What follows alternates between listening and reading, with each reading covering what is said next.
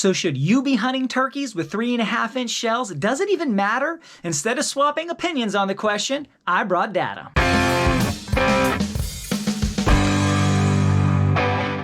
Hey, I'm George, back with the New Hunter's Guide, the YouTube channel and podcast, helping new hunters get started and bringing new insights to all hunters. And today I want to tackle the question, should you be hunting turkeys with 3.5-inch shells? It's a big question. There's a lot of debate. I actually did a video on this subject focusing on waterfowl hunting more so, but turkey hunting is a little bit different. It is not the same thing. The factors are not the same. So I want to zero in on that. Now, some people say, well, why? Why does it matter? Well, it does matter. It matters quite a bit, as the data is about to show you. But now when I ask people, why do you hunt turkeys with 3.5-inch shells? Usually the answer I get is something like, well, because they don't make 4-inch shells.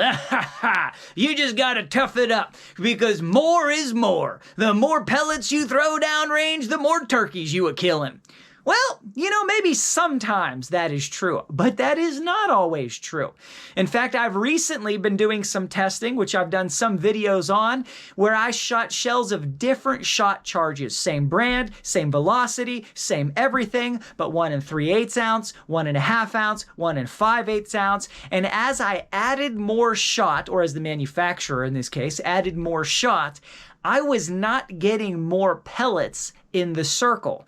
I was throwing more total pellets downrange, but I was not putting more total pellets on the bird. I was getting a lower percentage of pellets on paper as I went up. And the difference between the lowest and the highest was almost the same number of pellets on the paper, but just more pellets thrown downrange. And does that actually help us? What does that do? Now, that's not always the case. Different loads, different guns, different chokes do change the game. So you may have a shell that has more shot in it, and you may get more pellets in a 10-inch circle where you're shooting for that turkey. It may indeed give you more, but don't just assume that more is better or that more is more on the target. You need to pattern test. A 2 3/4 ounce shell might put more pellets in a 10-inch circle out of your gun and chokes than a 3.5-inch shell. So you need to think about this. You need to do some research. You need to do some testing. And now let's look at some of the data, some of the other factors, things that almost nobody talks about. I looked at 3 different shells and I pulled data for 3-inch and 3.5-inch shells. Number 1, let's look at the super famous Winchester Longbeard XR number 5. Small disclaimer, Winchester did once give me a box of steel ammo. And of course, I only picked the ones that had the same velocity so we could have an apples to apples comparison. Let's check out this data. So right here, you can see, yep, you do have more ounces of shot in the 3.5-inch shell. You do have more pellets, 318 versus 361. However, you also have more cost and you have a lot more recoil. So look at the totals here. The 3.5-inch shells give you 12% more pellets. That is more. That is significant. But they give you 25% more recoil. That is how much more force is needed to push those pellets downrange at that same velocity. And you've got 23% more cost. So your cost and recoil increase by twice as much as your increase in pellets. Now, is that enough more pellets to make a difference? You're looking at 40 some extra pellets going down range. That is not 40 more pellets in a 10-inch circle. That's just leaving the gun. So you could have 12% more pellets in a 10-inch circle, maybe, although you may not have 12. You may have the same number. You'd need to test and find out. But you will always have that 25% more recoil and that 23% more cost. Let's look at another shell. Here I've got your Winchester Premier Magnum Turkey number 5. Look at this data. Again, yes, more ounces of shot. Yes, more pellets. Looks like 43 more pellets in the 3.5-inch. But also, again, more cost per shell, and again, significantly more recoil. So here we've got 14% more pellets in a 3.5-inch shell, but 27% more recoil and 25% more cost. So you are gaining more pellets, but you're also costing a lot more than what you're gaining, and your recoil is hitting a lot lot harder. Now guys, does that extra recoil really matter? Does it make a difference?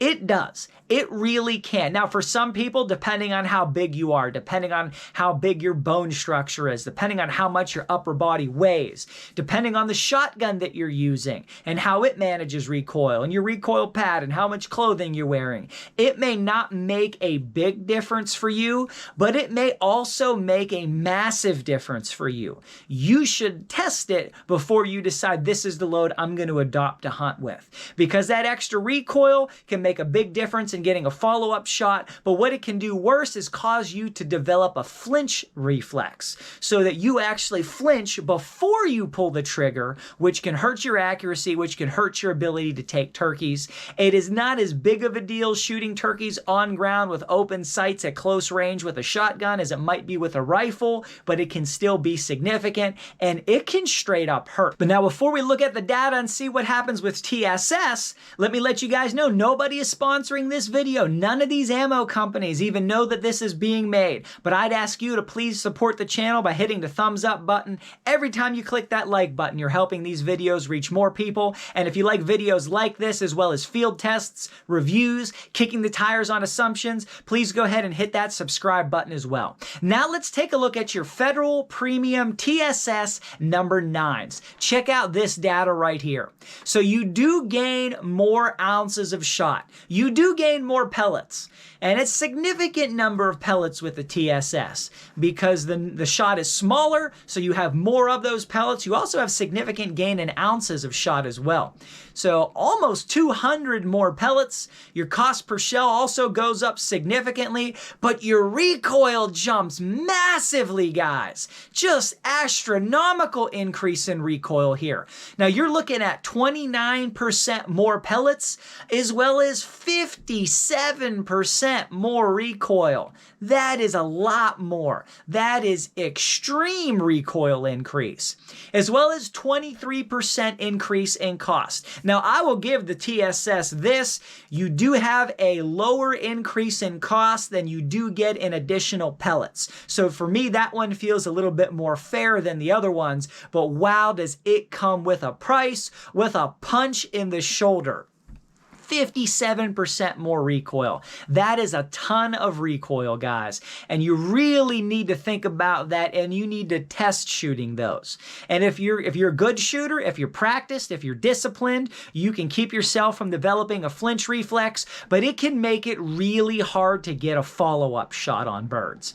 All right, and I've known guys that have shot things that are this heavy and heavier, and they're just sort of dazed. Muzzle blast, the noise, their gun moves so far with the shot, they don't even know if they hit the turkey sometimes. They don't know if it's on the ground or if it's running away. So if you don't nail it on that first shot, you can be significantly hampered on the second shot. But of course, people that are bigger, have larger structure, bigger bones, you can manage that a little bit more just due to the math, which I won't get into. But let's look at the summary chart of all of these different loads sort of summarized together to give us a total picture.